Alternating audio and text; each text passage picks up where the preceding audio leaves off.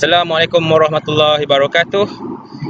And hi everyone, my name is Muhammad AKMAL bin ROMLI and I am from CPM Kiri.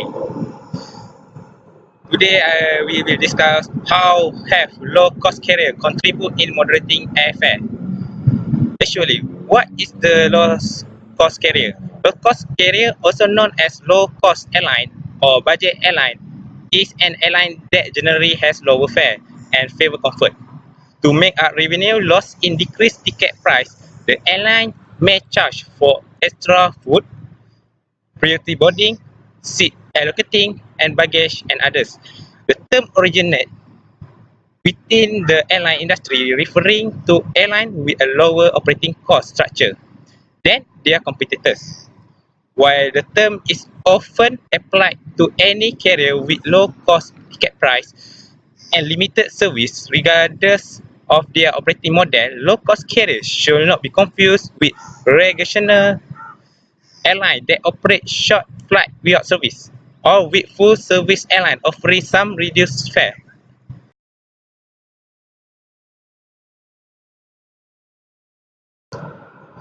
How does low-cost carrier charge their service? Pricing is the most significant practice that differ low-cost carriers such as Asia. Okay. How does low-cost carrier charge their service? Pricing is the most significant practice that differ low-cost carrier such as AirAsia from full-service airline. Cost of flying on low-cost airlines such as AirAsia can be cheaper by about 50 to 60 compared to fare offered by full-service carrier. To able to offer cheaper fare to its customer and at the same time sustain its profitability, the AirAsia practice dynamic pricing system where fare for each flight is changed depending on demand. Usually, to encourage early booking of flight, customers who book earlier are given low fare compared to those that book later. As it gets closer to flight time and if demand is good, the fare is changed so that it gives AirAsia a targeted average fare per passenger for the flight. The advantage of the dynamic pricing system is to gauge passenger load on each flight so that the fare can be changed according to demand. On a low demand flight, for example, AirAsia can choose to stimulate demand by offering more low fare, thereby expanding its potential market size.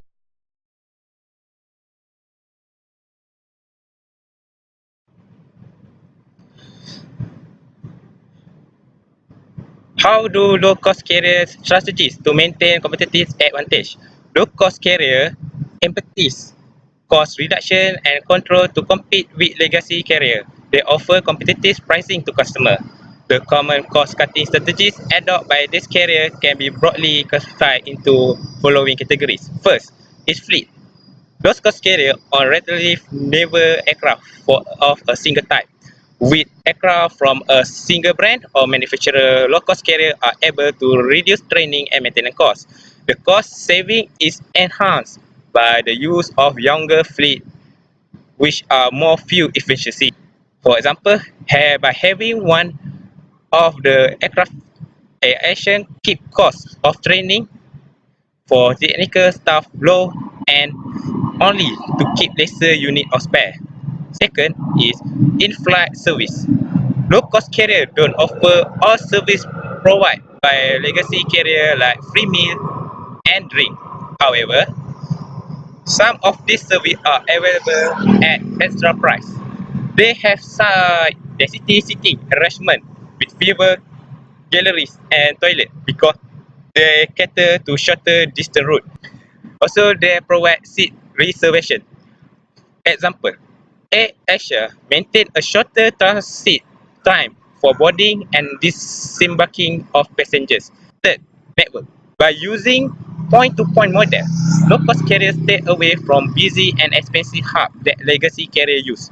Low-cost carriers manage to operate from smaller airports through which ground time and delay are reduced. Smaller airports are usually less congested and enable a high number of trips and aircraft utilization, which lead to cost reduction.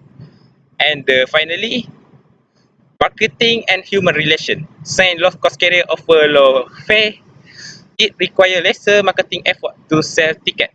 Most of the tickets are sold directly through website, which save commission costs sale through travel agent.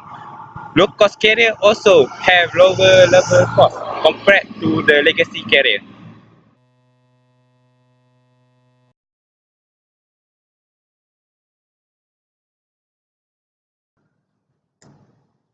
The future of low-cost airline. The move away from the original low-cost model and adaptive strategies that are new by current low-cost airlines around the globe, a direct result of deregulation and freedom of operational and their effect. We depend on how mature the low-cost market is. In United States, there are clear signs that the well-established low-cost airlines such as JetBlue and Southwest are adapting the differentiated strategies, which is move to drive out any new low-cost entrants to the market. This will also affect the legacy carrier and their subsidiaries because although the subsidiaries adopt the low-cost model, as long as the parent company cannot keep their labor costs down, it is unlikely that the subsidiaries will succeed in driving out the low-cost airline. In upcoming markets such as Asia, it will take a few years before the low-cost market reach maturity due to the restriction nature of government involved. However, the emergence of low-cost airlines such as Asia and the subsequent implementation of subsidiaries such as Tiger Airways is clear sign that Asia is also heading toward the low-cost revolution. Recently, AirAsia started operating to Australia and has planned to operate to Europe as a long-haul low-cost operator. The airline also employed a strategy of including a premium class for their long-haul flight. This clearly move away from the more traditional model of low-cost airline to more differentiated model. The key difference in low Asian low-cost market is that most airlines, including the major two low-cost airlines operating uh, in the region, are backed by their corresponding government or got an influx of cash to enter the market in order to encourage tourism and travel in the region, which essentially is good. However, tight regulation by the government and the barrier to entry will not fully allow other independent players to step in without approval first.